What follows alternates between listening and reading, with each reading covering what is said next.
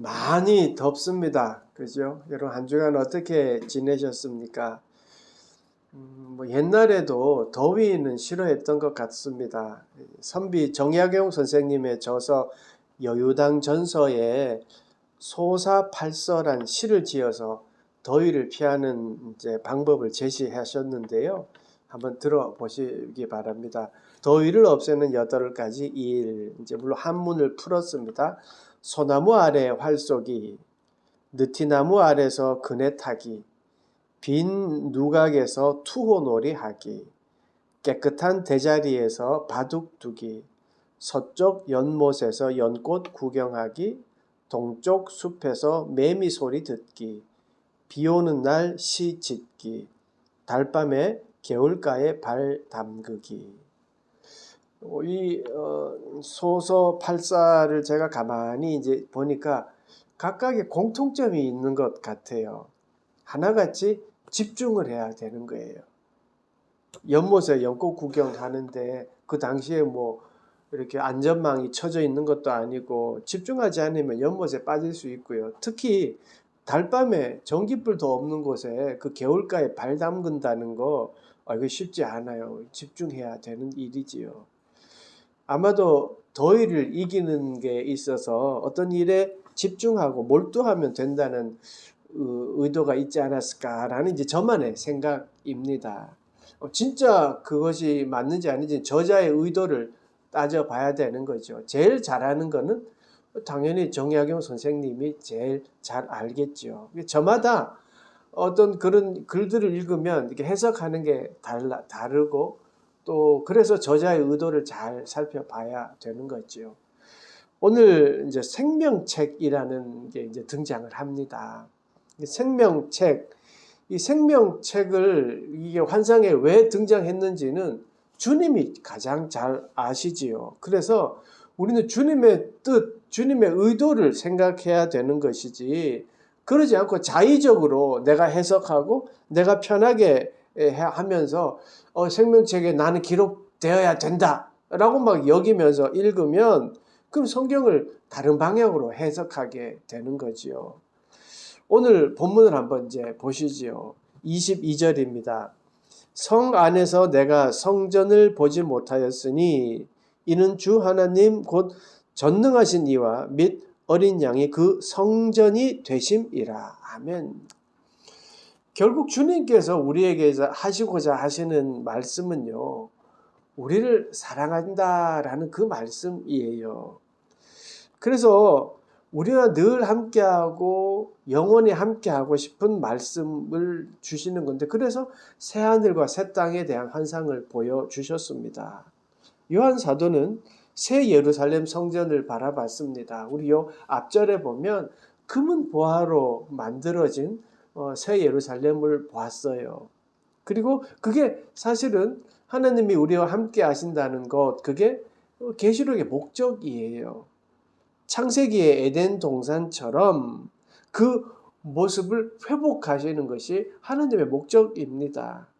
그래서 하나님의 영광이 가득한 새 에덴 동산, 새 하늘과 새 땅, 새 예루살렘을 보여주셨습니다. 정말 개인적으로도 기대가 되고 또 너무나도 가고 싶은 새 하늘과 새 땅입니다. 그런데 그 환상을 봤는데, 요한의 환상을 봤는데 성 안에 성전이 없다, 성전을 보지 못했다라고 말합니다.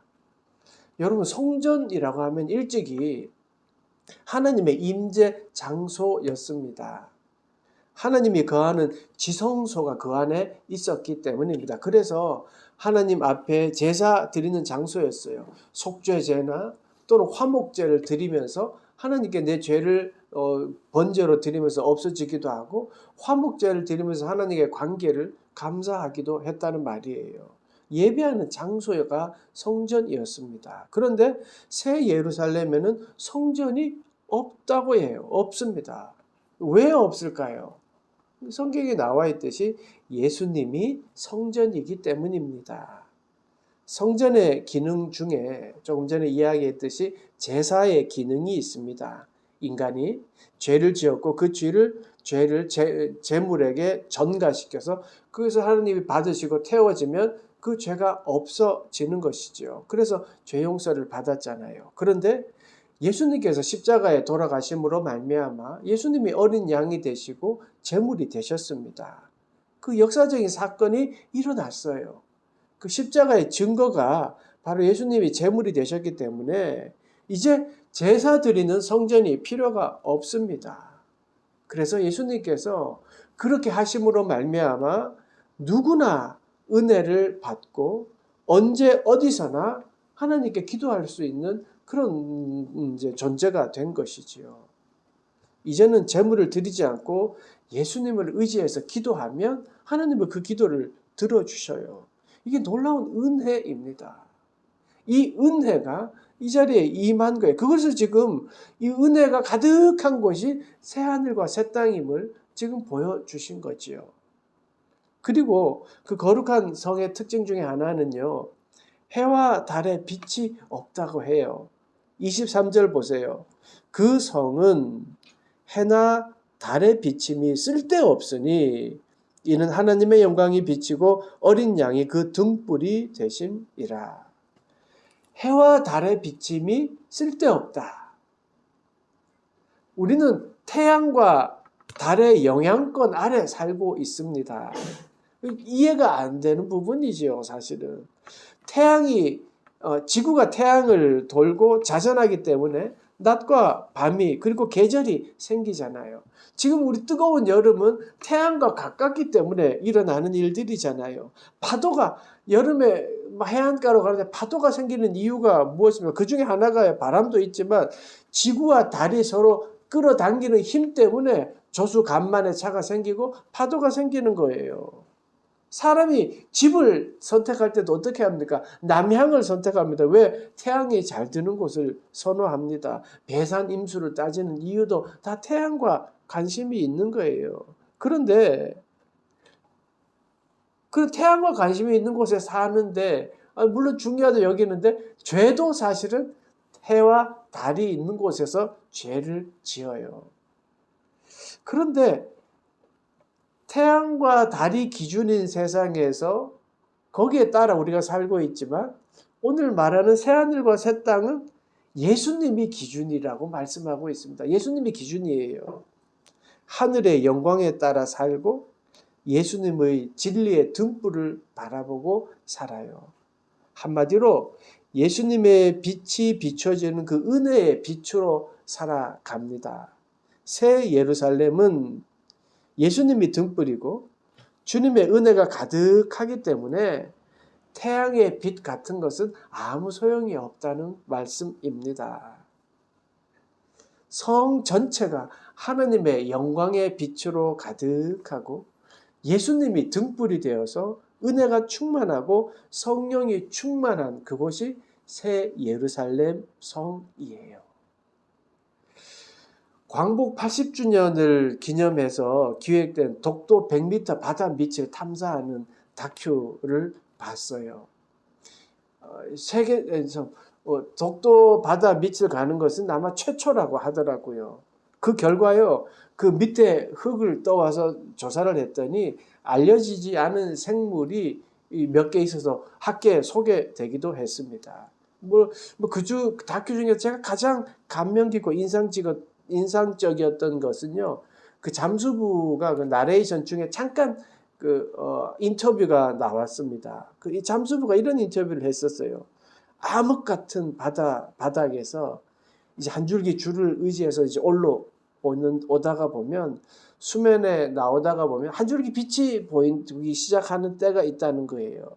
근데 그 빛을 딱 보는 순간, 저게 빛이 나를 살리는 빛이구나 라고 하고 그 빛을 따라 올라온다는 거예요. 그 빛이 나의 생명줄이구나. 그 잠수부의 말을 딱 듣는 순간 내 삶을 되돌아보게 되었어요. 나는 정말 예수님이 나의 생명줄이라고 생각하고 살아가고 있는가?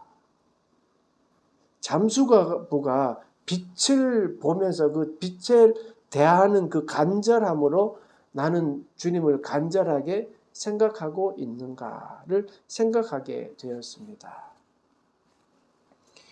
그러니까 주님 앞에 부족함이 막 가득하더라고요. 그런데요, 그렇게 자책하다가 주님이 깨달음을 주시더라고요. 감사하게도 주님은 한결같다는 거예요. 주님은 한결같으세요. 자책하고 난 잘못하고 하는 사람에게 막 은혜를 주어주는 게 아니고요. 하나님은 한결같으세요. 하나님은요, 당신을 생명으로 생각하든 그렇지 않든 누구에게나 늘 생명이 되어 주십니다. 또 전적으로 의지하든 전적으로 의지하지 않든 예수님은 모든 사람에게 등불이 되어 주고 계셔요. 중요한 것은 그 사실을 믿지 않는 사람이 문제인 거죠. 그러니까 주님은 늘 변함없는데 내가 그냥 이랬다 저랬다 하고 있는 거죠. 그러니까 중요한 거는 주님 앞에 그냥 가면 되는 겁니다. 24절 보세요. 새하늘과 새 땅은요, 온 세상이 예수님의 영광으로 가득해요. 24절, 만국이 그 빛 가운데로 다니고 땅의 왕들이 자기 영광을 가지고 그리로 들어가리라. 해와 달이 기준인 세상은 자아 실현, 성공, 목표 달성, 자기 만족, 이걸 위해서 살아가잖아요. 그런데 새하늘과 새 땅은요, 하느님의 영광이 기준이에요. 해와 달이 비추는 세상에서는 권력자들이요, 자기의 영광을 차지하기 위해서 누리려고 하고 유지하려고 하는데, 새하늘과 새 땅은요, 그 영광을 주님께 가지고 가요. 왕들이 그 영광을 성 안으로 가지고 가잖아요. 아모스 선지자의 말처럼요, 오직 정의를 물같이 공의를 마르지 않는 강같이 흐르는 곳, 그것이 하나님의 나라예요. 하나님의 정의와 하나님의 공의가 평만한 곳이 말이죠. 창조 때의 질서 그대로의 모습인 거예요. 모든 것이 회복되면, 창조의 질서대로 되면 자기 욕망, 욕심에 따라 살아가는 것이 아니라 하나님의 영광을 위하여 살아갑니다. 권력으로 타인을 억압하고 착취하지 않아요. 오히려 왕들이 그 권위를 가지고 그 영광을 성 안으로 들어가요. 이렇게 회복되고 창조의 질서가 지배되는 곳, 이곳이 새 예루살렘이고 천국입니다. 22절 보시죠. 낮에 성문들이 도무지 닫지 아니하리니 거기에는 밤이 없음이라. 사람들이 만국의 영광과 존귀를 가지고 그리로 들어가겠고. 성문을 닫을 필요가 없어요. 성문의 존재 이유가 없는 거예요. 침입할 도둑도 없고 막아야 할 적군도 없습니다. 예수님의 정의와 공의가 있는 곳은 성문이 필요 없습니다. 그래서 누구나 드나들면서 하나님을 예배합니다. 왕들만 영광을 가지고 들어오는 것이 아니라 모든 사람이 주님을 찬양하며 들어오는 곳, 그곳이 하나님의 나라입니다. 27절, 무엇이든지 속된 것이나 가증한 일 또는 거짓말하는 자는 결코 그리로 들어가지 못하되 오직 어린 양의 생명책에 기록된 자들만 들어가리라. 성 안에 들어오지 못할 사람들을 언급하고 있는데요. 세 가지잖아요. 속된 것, 가증한 일, 거짓말하는 자. 이 세 가지를 또 가만히 생각해 보면 해와 달이 비치는 곳에서 일어나는 일들이잖아요. 하나님의 영광과 어린 양의 등불 아래에서는, 천국에서는 일어날 수 없는 일들이에요. 그렇잖아요. 하나님의 영광이 가득한 곳에서 이런 일들이 일어나지 않죠. 어린 양의 피로 정결케 된 하나님의 자녀는 이미 속되지 않아요. 죄를 십자가에서 이미 주님께서 다 미리 지셨으니까요. 속된 우리를 예수의 피로 거룩하게 해주셨습니다. 가증한 일 왜 우상 숭배예요.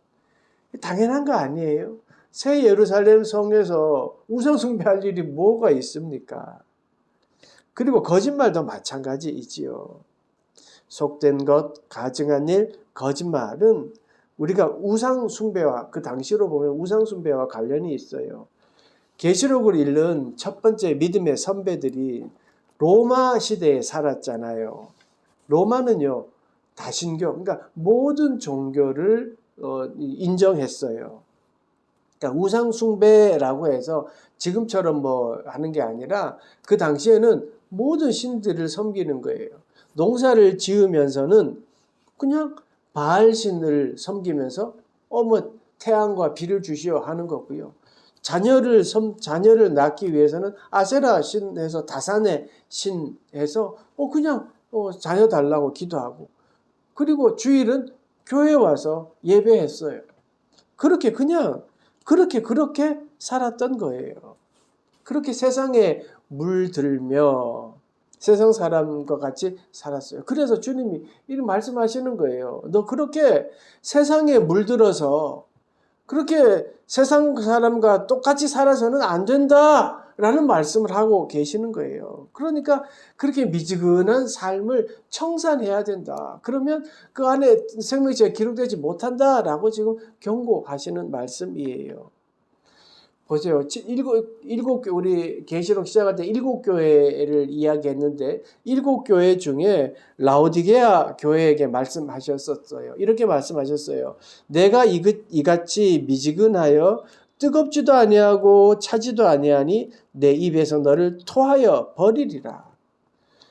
라오디게아 교회가요, 부족함이 없었거든요. 뭐 가난이 뭔지, 어려움이 뭔지, 가난한 사람의 필요한 것이 뭔지 이런 걸 몰랐어요. 그냥 그렇게 편하게 살았어요. 그 교회 주님이 뭐라고 책망하시는 거예요. 차지도 아니하고 뜨겁지도 아니하다. 정신 차려라 라고 하셨어요. 여러분 가만히 생각해 보세요. 세상과 타협하면서 살아가는 것은 예수님의 가르침이 아니에요. 예수님은 세상의 빛과 소금이 되라고 하셨어요. 새하늘과 새 땅은요, 어떤 몽상적인 어떤 일이 아니에요. 실존이에요. 실제예요. 하나님은 하나님의 나라를 실제로 만드셔요. 하나님의 나라는 상상이 아니라 실제이고 삶에서 이미 드러나고 있어요. 여러분 생명책에 기록되었다고 했는데 그 기록은 누가 할까요? 예수님이 하시잖아요. 그 기록의 기준은 예수님이에요. 그 예수님이 이미요 그 적는 기준을 말씀해 주셨어요. 우리가 너무나 잘 아는 요한복음 3장 16절요.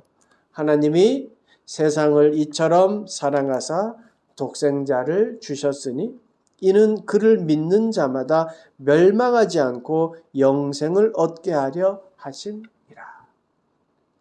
세상을 사랑하시고 멸망하지 않게 하는 것이 주님의 목적이에요. 세상을 회복하게 하시는 것이 하나님의 목적이에요. 이 사람은 잘했고 이 사람은 못했고 심판이 목적이 아닌 거예요. 심판은요, 회복을 위한 하나의 과정일 뿐이에요. 그러니까 생명책에 숫자가 정해져 있고 내가 거기에 들어가야 된다. 뭐 이렇게 명부로 여기면 안 됩니다. 모든 믿는 자들은 거룩한 성에 들어가고 생명책에 기록됩니다. 굳게 붙잡아야 할 것은 믿음이에요. 독생자를 이 땅에 보내주셨고 그로 인하여 믿으면 멸망치 않고 영생을 얻는다는 그 믿음을 붙잡는 것이 기준이에요. 왜? 어린 양의 믿음, 그 믿음이 있어야 생명체에 기록된다고 기준을 말씀하시니까요. 사랑하는 여러분, 생명책, 어린 양의 생명책, 두려움이나 불안으로 우리를 위협하고자 하는 말씀이 아니에요. 주님의 의도는 안심해. 여기에 너 이름이 있어. 열심히 믿음을 지키면 돼. 라고 하시는 말씀입니다. 우리도 마찬가지입니다. 지금 우리들도 마찬가지입니다. 주님께서 야, 너 생명책에서 이름 뺄 거야. 똑바로 믿어. 이렇게 하신다고 생각하면 안 돼요. 우리에게도 말씀하셔요. 믿음을 가져라. 안심해라. 이 말씀을 하시는 겁니다. 여러분, 주님의 생명책에 여러분은 이미 있습니다. 주님의 십자가가 그 증표입니다. 그러니 믿음을 가지고 살아가십시오. 그리고 안심하십시오. 주님이 여러분의 등불 되어 주십니다. 두려워 마시고 놀라지 마십시오. 우리 주님이 우리 주님은요, 세상의 주관자이십니다. 그리고 주님의 오른손이 여러분을 딱 붙들고 계십니다. 담대하십시오. 태양과 달이 지배하는 세상은 물질이 기준이라고 이야기하겠죠. 당연히 그렇게 합니다. 그런데 그것이 없다고 해서 주님이 우리의 등불이 되어주는 게 아닙니다. 등불이 되어주지 않는 것이 아닙니다. 주님이 우리의 등불이 되시고요. 세상의 주관자인 하나님이 우리를 딱 붙들고 계시니까 담대하십시오. 무엇보다도 생명책에 여러분의 이름이 있으니 담대하십시오. 그리고 여러분은요, 택하신 족속이고 왕같은 제사장들이고 거룩한 나라고 그의 소유된 백성입니다. 힘을 내십시오. 아니, 힘을 냅시다. 주님이 우리 인생의 등불 되십니다. 그리고 주님께 내려놓고 맡기십시오. 내려놓고 맡기는 것, 이게 믿음입니다. 그 믿음이 여러분을 생명책에 기록되게 하는 것입니다. 주님을 전심으로 한번 의지해 보십시오. 한 주간 동안 여러분, 주님을 정말 생명처럼 여기고 의지해 보십시오. 그렇게 한 주간을 주님을 의지하고 주님을 바라보고 살아가기로 다짐하는 그런 여러분 되시기를 간절히 축복합니다. 기도하겠습니다.